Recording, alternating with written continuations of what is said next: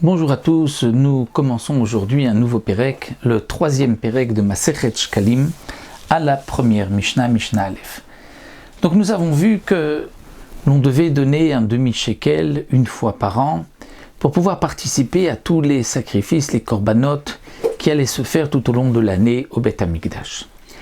La Mishnah maintenant va nous dire, une fois qu'on a posé ces shkalim, qu'on les a donnés au Beth Amikdash, que les gizbarim, les responsables, les ont mis dans une pièce qui est appelée la lishka des shkalim, alors 3 fois par an, il fallait prélever, prendre donc de l'argent de cette lishka à 3 moments différents de l'année comme nous allons le voir, et avec cet argent, on achetait les korbanot.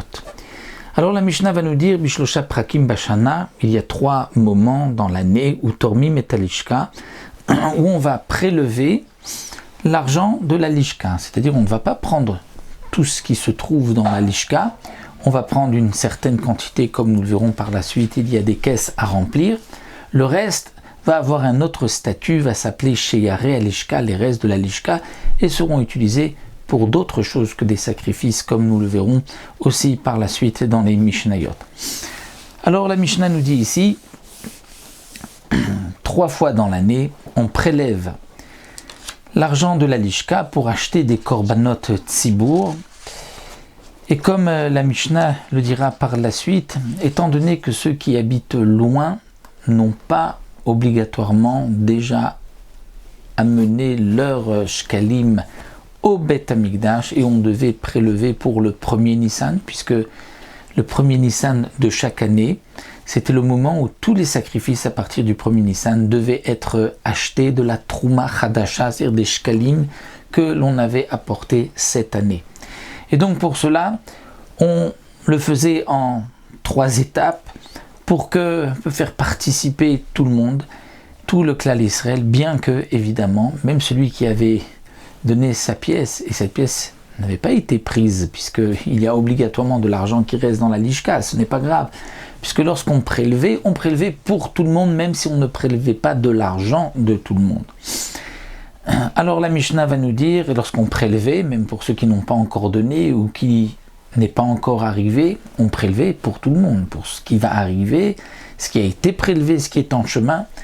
Chaque fois que l'on prenait, c'était pour tout le peuple d'Israël. Sinon, les sacrifices qu'on amenait au début n'étaient pas de l'argent de tout le monde. Si on considère que on apportait, lorsqu'on prélevait et qu'on achetait ensuite les korbanot, cet argent, c'était le prélèvement de tout ce qui a déjà été amené, de tout ce qui sera amené, de tout ce qui va être même prélevé des gens qui n'ont pas encore donné.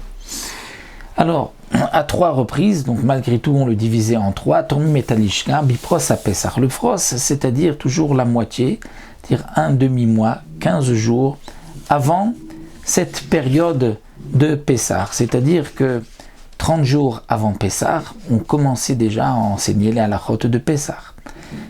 Shloshim yom kodem lechag, on est doresh ledrot à Pessah. Donc Poros, c'est la moitié, c'est 15 jours avant. Donc 15 jours avant Pessah, c'est-à-dire au premier Nissan, c'est là que 2 semaines avant, on allait prélever la première trouma. Deuxième Bifros à Atzeret, c'est-à-dire 2 semaines avant Shavuot, et Bifros à Chag, 2 semaines avant Sukkot.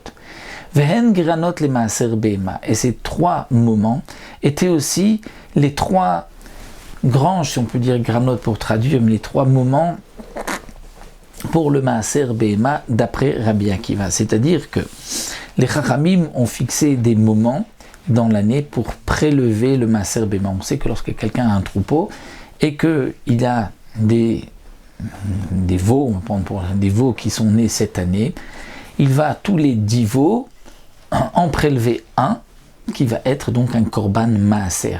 Ce prélèvement se fait comment? Les veaux qui sont, quand est-ce que commence l'année, quand est-ce qu'elle se termine? Donc il y avait 3 périodes dans l'année. Tous les veaux qui étaient nés entre ces périodes-là, on allait les faire rentrer donc dans cette petite porte, et le 10e allait être choisi. Donc ça c'est pour toutes les bêtes, le gros bétail, le menu bétail. De la même manière que le goren, la grange, une fois qu'on a rentré la récolte, on ne peut plus consommer cette récolte tant qu'on n'a pas prélevé le maaser. Et bien là aussi, à ces 3 périodes, les Chachamim ont fixé qu'une fois à ce moment arrivé, on est obligé de prélever le maaser. Avant, on pourrait manger la bête même sans avoir prélevé le maaser. après ce moment-là, il faut faire rentrer les bêtes, prélever le maaser et les autres pourront être consommés. Pourquoi ces 3 moments de l'année? Là encore, le Barthénora nous explique, c'est que les Chachamim ont fait en sorte que lorsque les Bnei Israël arrivaient à Yerushalayim au moment des 3 fêtes, ils puissent trouver des behemoths, des animaux pour les acheter pour ces korbanot.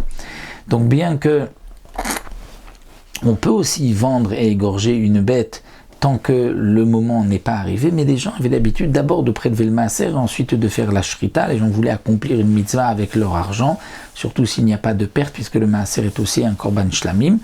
Et donc c'est pour cela qu'on prélevait donc juste, comme nous l'avons vu 2 semaines avant les fêtes, afin que les gens tranquillement vont acheter ensuite des bêtes et vont les apporter pour leur korbanot, ou bien vont eux-mêmes, leurs propres bêtes, vont pouvoir les apporter comme korbanot, qu'il y ait suffisamment pour les régalim, pour ceux qui viennent à Yerushalayim. Donc ça c'est l'opinion de Rabbi Akiva. Ben Azai Omer, Ben Azai nous dit non.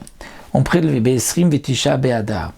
Alors, la marloquette, c'est que Ben Azai vient nous dire non. Ce prélèvement du Maaser Sheni se faisait différemment. C'était Be'esrim Vetisha Be'adar le 29 Adar, donc un jour avant Rosh Chodesh Nissan, Be'echad Be'sivan. Là pour avant Shavuot, il n'exigeait pas 2 semaines, mais le premier Sivan, et Be'esrim Vetisha Be'av, et le 29 Av. Donc pour Ben Azai, c'était ces 3 moments que l'on avait fixés. Pour le Maaser Behema, la raison de leur marloquette est expliquée dans Masechet Bechorot. Rabbi Elazar et Rabbi Shimon Omrim, donc c'était le premier Nissan, Chad ben Nissan, Bechad Besivan et Besrim Vetisha Beilul le 29 Elul.